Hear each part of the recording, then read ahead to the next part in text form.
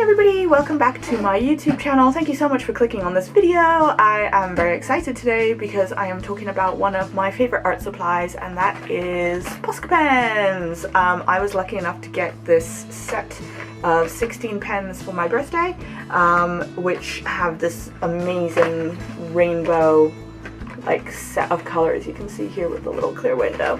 And yeah, I love Posca Pens.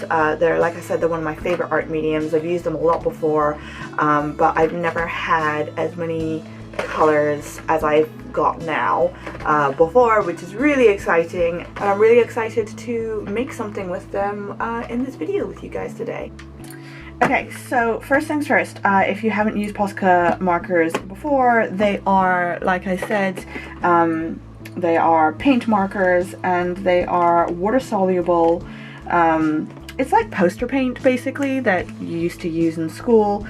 They come in these handy little sort of pens, which are makes it easy to apply. And then I'm gonna try and open this without splattering pen all over myself.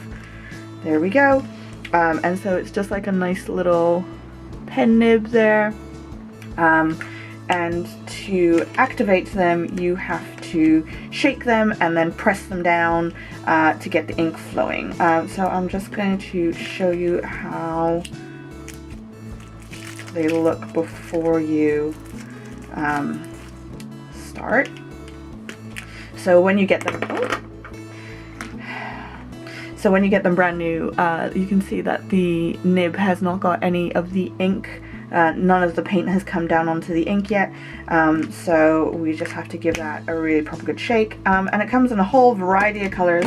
I want to say that there's 56 colors of Posca paint markers. I don't think that's going to tell me anywhere. No, it doesn't say. It just says gives a brilliant color finish to most art, craft and hobby materials. I really like Poscas because you can paint with them and then layer over them, and they're great for working on materials that are not papers, such as canvas. My friend has just recently painted some shoes with them, and as they are water soluble, if you do anything like that and you want to wear the shoes out, do make sure that you lay down a waterproof primer afterwards, just in case, because the last thing you want is to go out in your amazing painted shoes and for it to all disappear. I got this set from my mom. She bought this for me for my birthday, and yeah, I think what I'm gonna do, because I've never had this many colors or so many colors before, is I've got my trusty sketchbook here, and I think we're gonna swatch all of these so I have an idea of what the colors are like, and then let's get to painting on these canvases.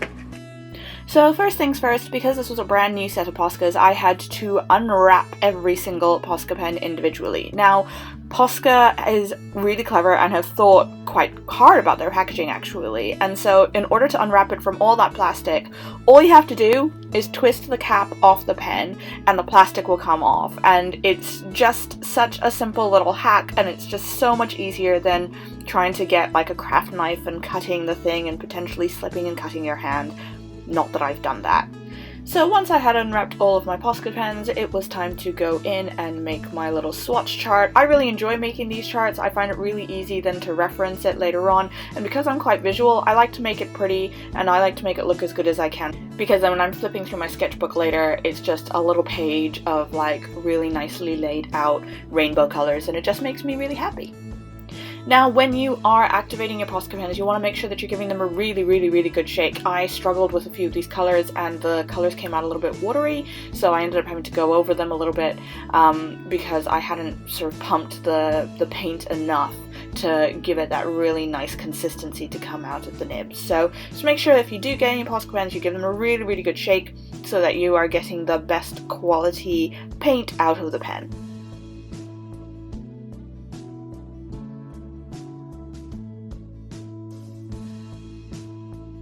So I just wanted to show you guys, so this is my one of my original Poscas, which I got in a set of 4, like I said, probably about 2 years ago, and this is the size PC5M, and the new set which I have got is the size PC3M, so the larger the number, basically the larger the bullet tip is going to be, and so I thought I'd just show you guys. So this is the 5, and it's a little bit watery because I haven't shook that one in a while. And then this is the 3, and you can just see that the 5 is just like probably about 2 millimeters wider. Actually, it says this is like a 1.8 to 2.5 millimeter size, and this is a 0.9 to 1.3 millimeter size, so it is almost 2 millimeters wider.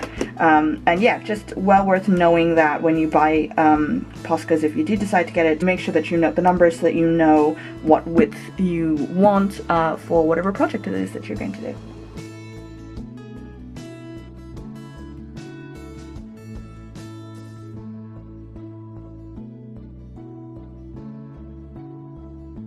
So after I had swatched out all the pens and I had taken a good look at all the colours, I did a little bit of research online. I already had in my head this idea of doing this complementary set of canvases, and I really loved this idea of doing a butterfly and a moth, kind of like a day and a night theme to it, and so I wanted to look online and see what kind of options there were. Because I had so many colours of Posca pens, I wanted to use as many colours as I could, but I also didn't want to go too crazy and use all 18 colours, because I knew that that was going to end up looking like a little bit of a mess.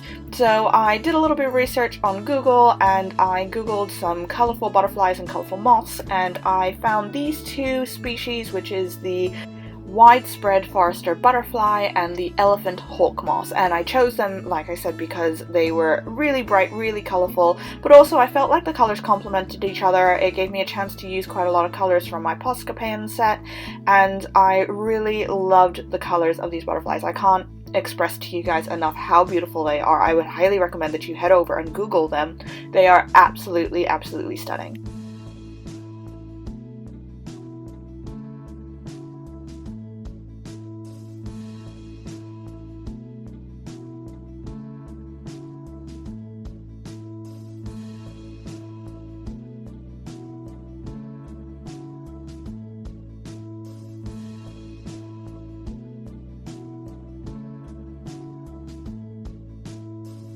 So when I was thumbnailing these ideas and sketching out these moths and butterflies and trying to figure out what colors to use, I thought it'd be really fun to incorporate the animals on shapes idea that I have been doing in my sketchbooks recently, and that I am starting to make prints out of in my other work. You can see some of that on my website and on my Instagram. I thought it would be really fun to do this kind of triangle and upside down triangle to do like a day and a night motif, and I really liked it. I thought it came out really, really well. It worked well with the wings of the butterfly and the moth, which I hadn't really anticipated, and I just really liked the effect that it gave. I think it just tied the 2 pieces together quite nicely.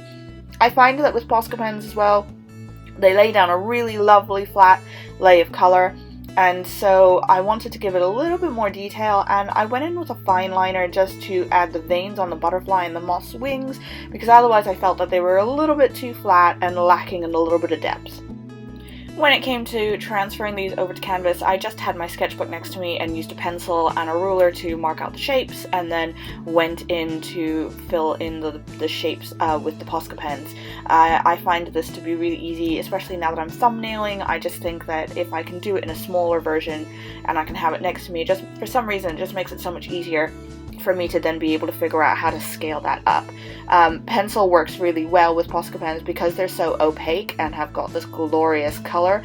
They kind of just wash straight over the pencil, and you don't need to worry about erasing too many of the lines. This doesn't work for some of the lighter colors, particularly the yellow, so you'll see when I come to doing the moth later that I did slightly erase some of the pencil just to get some of that graphite off of the canvas so that I wasn't fighting against it with the Posca pens too much. But with the blues, with the dark colors, with the oranges, it worked really, really well. I didn't have to worry about it at all because the paint just completely covered it.